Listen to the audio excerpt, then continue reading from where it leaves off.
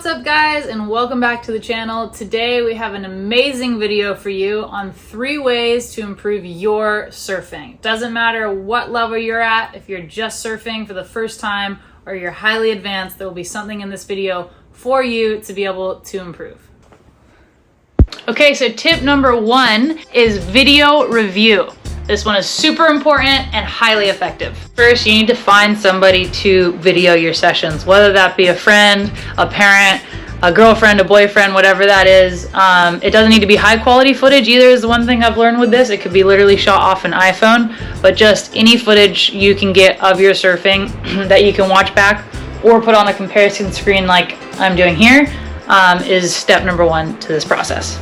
Okay, so we've been for our surf, we've come home, we're nice and showered and warm. Now what do? We put all the footage onto our computer, and what I would suggest is if you have a coach like myself, Mike Parsons, or a parent who's really good at surfing or a little bit more knowledgeable than you, or a friend, the most effective way to do this is to sit down with them and have them maybe go through the footage with you so they can help point out things like maybe you're not getting low enough on your bottom turn, or maybe you need to open your shoulders more on a certain section, so they're able to kind of identify that in the video with you or for you, and then in turn you can really visualize that and see that, and when you go back out it's going to be a lot easier. Okay, so 2 really common areas that I see for people getting into video analysis or review are number 1, the bottom turn, the placement of where you actually bottom turn and how much you bend your knees and compress, etc. is a really good one to dissect and learn from. And then the other one would be a top turn, a carve or a snap. Primarily with the carve, I think a lot of people don't quite open their shoulders enough or at the right time, and I see that an area that a lot of people can improve on, and especially using video analysis. Okay, so you've had your surf, you're back home now, and we've got the footage onto the computer. I use this app, it's not sponsored, I have no affiliation, but it's called OnForm. You can get it on your computer or on a tablet. Sometimes I do this on an iPad. I really like it, but there's 1,000 out there. So I'm gonna dissect actually some of my footage. I love the way Ethan surfs, so I've put a side-by-side comparison of myself on the left, him on the right. We're both gonna do a carve right here, and I'm just kind of gonna go through it. So this has actually been super helpful for me. I'll walk you through what I've learned, at least about myself, just on this one turn alone. The first thing is actually the bottom turn, and this is something I've really worked on and also struggled with in the past, as I lose a lot of control on my bottom turn, where Ethan is kind of the king of control. But you can see we're both already bottom turning here, and it's crazy to look in this clip like how engaged his rail and fins are. And then you can see my board, I'm so much more on the tail, and my rail is so much less engaged than his is, which is obviously gonna take off a lot of my speed, number 1, and also give me a lack of control where he's just holding perfectly. He's also got way more of a better knee bend, and I'm like hinging over forward, and I've known I've done that for a long time, but it's really crazy to see it like side by side.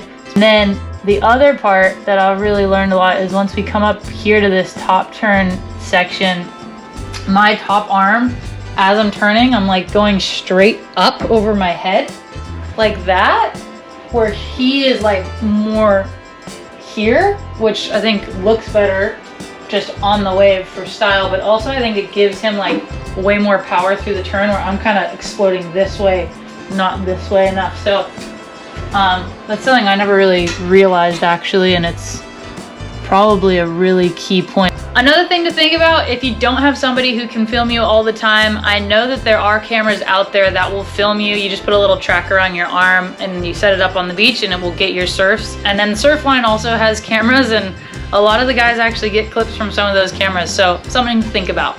All right, so in summary, we have number 1, get footage of yourself surfing one way or another. Number 2, find yourself a coach, a mentor, somebody that you think you can learn from or they could better your performance.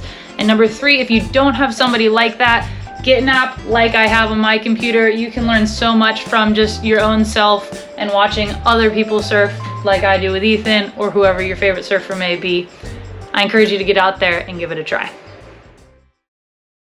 So obviously the best training you can do for surfing is surfing. There's nothing that will ever replace that, and if the waves are good, you should go surf. All right, let's talk about training. Training can look like a lot of different things. If you are somebody who goes to school every day, or somebody is at work from 9 to 5 and you don't have time to surf every single day, then this is great for you. The first thing to know about your own specific training, because everybody is different, is what your weakness is. So I would say step number 1 here is you need to go and identify what your personal weakness is. We all have them. It's different for everybody. For me, and for I think a lot of females, something that a lot of us need to work on, generally speaking, is some strength and kind of some pop. So that's something I personally focus on a lot, but that's just me. That can vary from person to person. So number 1, identify your weakness. And then once you've identified your weakness, you can kind of go from there and narrow down exactly what your training program needs to look like, or can look like, for you. Okay, so here's some examples if your weakness is strength. For me at the moment, I'm working on getting a little bit stronger, a little bit more bulk for the beginning of the season, because I'm going to Hawaii where there's a lot of power and you need strength for those waves. And then towards the end of the season, or the back half, I'll be going more towards some plyometric, a little bit poppier, a little bit more slimmed down, so I'm lighter and can surf the smaller waves faster and better. So your training might change, as mine does, kind of throughout the year for what you're looking for and what your specific needs are.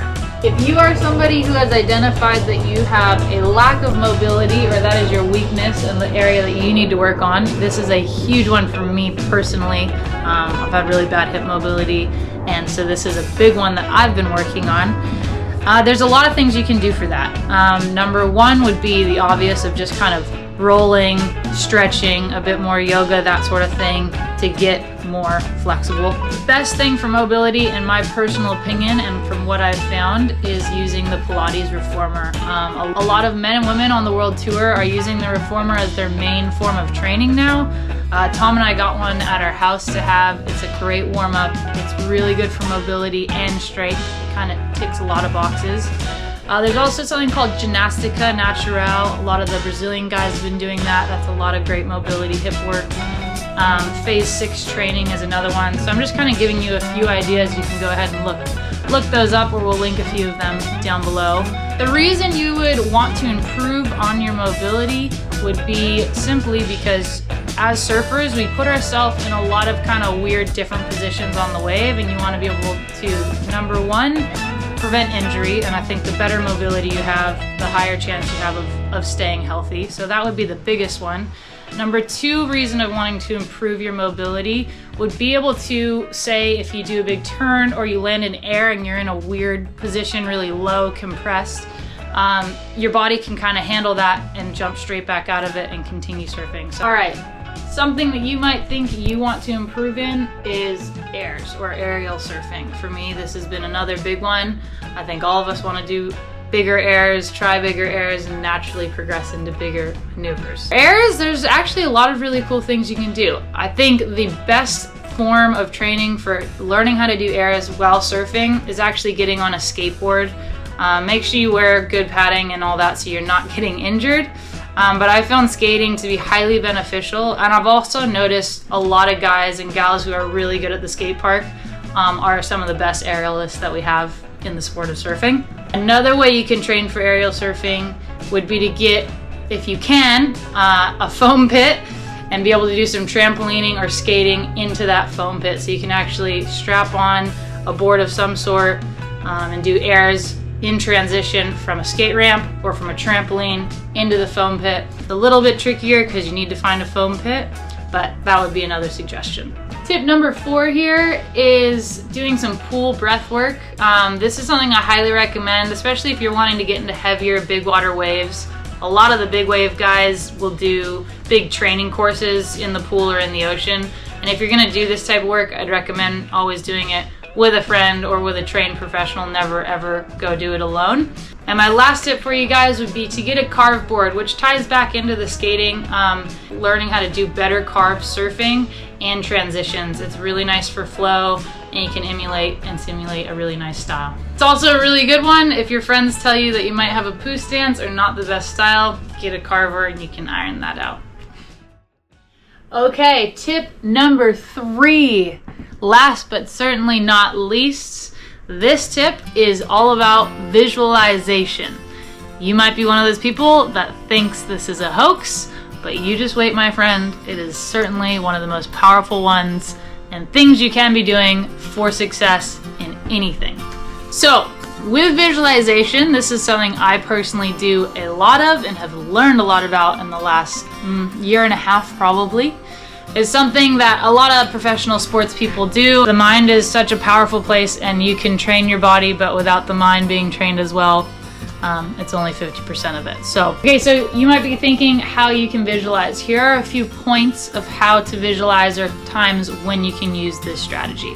Some ways you can use visualizations would be improving on weaknesses or things you're trying to work on in your surfing.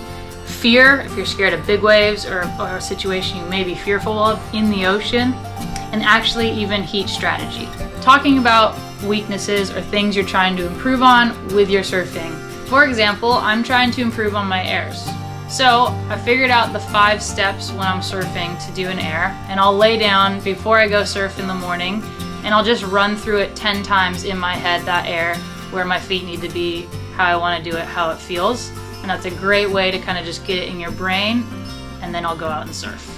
Number 2, with fear. This is a really great one. If you're anything like me, or I'm anything like you, I'm really scared of 6 to 8 foot pipeline, and that's my next event. So a really great way to utilize visualization is I'll just put myself in that situation of what it might feel like at pipe when it's really scary and uncomfortable, or maybe there's a wave coming my way and I'll feel my heart rate start to get a little bit faster.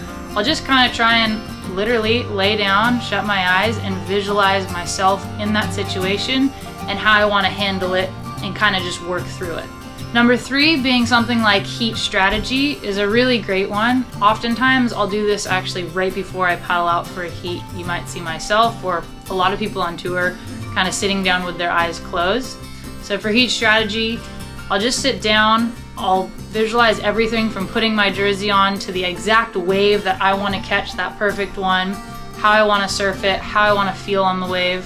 Things like that are a couple key points to maybe just put in your head of how you could use your visualization. A great example of someone who used visualization and it definitely worked is Mick Fanning. I know he did a ton of visualization work and meditation, and before heats he would do it all the time. This is actually one of the cooler stories I've heard about visualization, and maybe something to think about. The University of Chicago by Dr. Blas Ledo ran a study, actually. He ran a study with a big group of basketball players. At the beginning of the study, he had the basketball players all take free throw shots. At the end of the study, he divided them all into groups. The first group was told for the next month to not do anything. They couldn't play basketball, couldn't do the gym, just leave it. The second group were told to go to the court every day and shoot free throws for 30 minutes. And the third group was told to go to the gym every day, shut their eyes, and visualize shooting free throws and nailing it every time for 30 minutes for 30 days. It's crazy what the results were at the end of the study. So group number 1, who were told to not do anything, had 0 improvement. Group number 2, who were told to go and shoot free throws every day for 30 minutes, they had a 24% improvement. Group number 3, who were told to go and visualize for 30 minutes every day, and that was it, they had a 23% improvement, so only 1% lower than the group who physically went and shot free throws every single day for 30 days. I think this is pretty incredible, and I think it just shows the power of the mind, visualization, and how to take advantage of our mind. So here's to you, haters of visualization. I think that study proves you wrong. Thank you so much for watching the video today, you guys. I really hope that you enjoyed it and found something interesting for you in it. Please leave a comment below if you have any questions at all. And the main thing is, if you haven't already, please hit that big subscribe button. It really helps us out so we can keep making videos for you guys every single week. So yeah, please like and subscribe to the channel and keep checking in. We'll see you next week.